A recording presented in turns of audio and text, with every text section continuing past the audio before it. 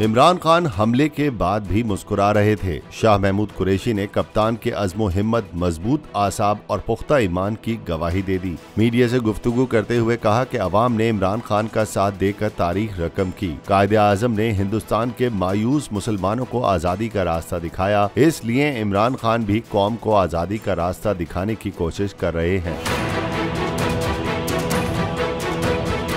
शाह महमूद ने कहा कि हमने अपने रास्ते का तयन करना है, हम न झुके, न बिके और न ही डरे। जबकि हमले के बाद भी इमरान खान मुस्कुरा रहे थे। बेहतरीन इंतजामात पर पंजाब हुकूमत का शुक्रिया अदा करते हैं।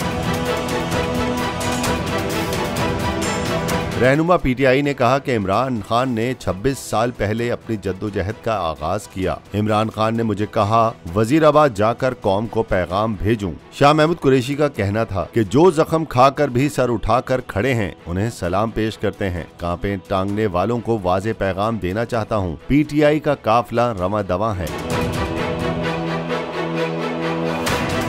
मुझे एक दिन जाने से पहले पता चल गया था मुझे मारने का।